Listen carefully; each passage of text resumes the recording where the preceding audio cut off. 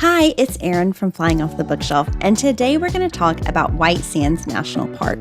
So, White Sands is a relatively new national park. It became one in 2019 after being a national monument for a long time. And it's such a unique national park because it is full of gypsum sand dunes. In fact, it's the largest gypsum sand dune, that's hard to say, field in the world. And it is incredible. It's located in Alamogordo, New Mexico, near the White Sands Missile Range. So let's talk about what there is to do here. Now, there are three kind of sections of the national park. First of all, you'll have the desert section. This is where the visitor center is, right at the entrance to the park. After that, there is a vegetated dune area where a lot of the hiking is. And in the back is a place where you just have pure white sand dunes. They are incredible.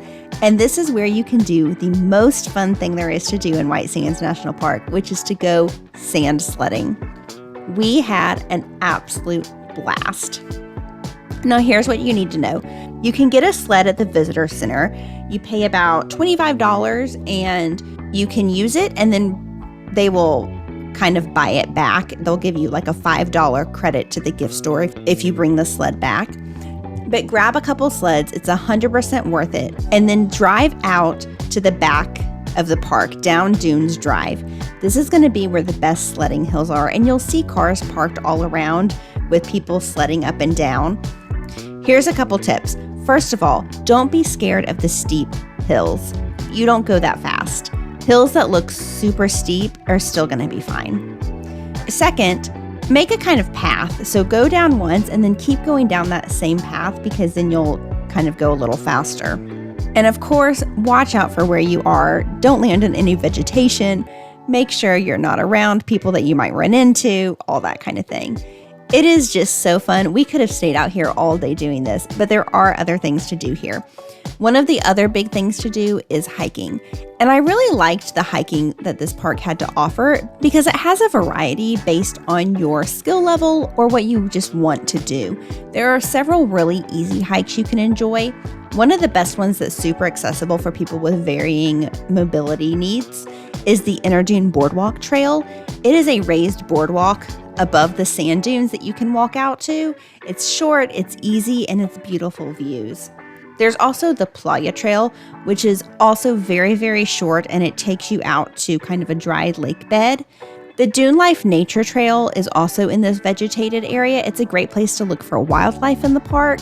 It's a relatively easy hike, but it is kind of up and down some sand dunes. So this is kind of like a moderate level hike, I would say.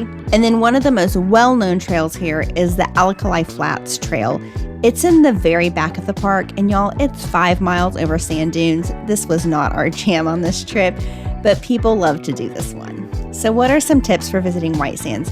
First of all, summer there is just ridiculously hot. I would go fall, spring, even winter. Sometimes it snows in the winter there. But no matter what time of year you go, make sure you bring water. You are in a desert, and even if you aren't getting really hot, you need to make sure you're drinking plenty of water and using sun protection. Another important thing here is that when you're hiking, to make sure you can always see the trail markers. It's so easy to get lost in the desert, so you want to make sure that you know where you're going and you can always see the next trail marker that you're walking toward. Hiking here is so unique though, and you cannot miss the sand sledding. We love this national park. Honestly, I think it is one of my new favorite national parks. It's so much fun. And it's worth a visit, especially if you're visiting nearby at Carlsbad Caverns or Guadalupe Mountains. This is a great national park to pair with those, and I guarantee you're going to have so much fun. I hope that helps you plan your trip. If you found this video helpful, hit like or subscribe. And if you're looking for more ideas about how you can take adventures with your family, I'll put a link in the description of this video where you can download my family adventure bucket list, which will help you find adventures both near and far away. Thanks for watching. I'll see you next time.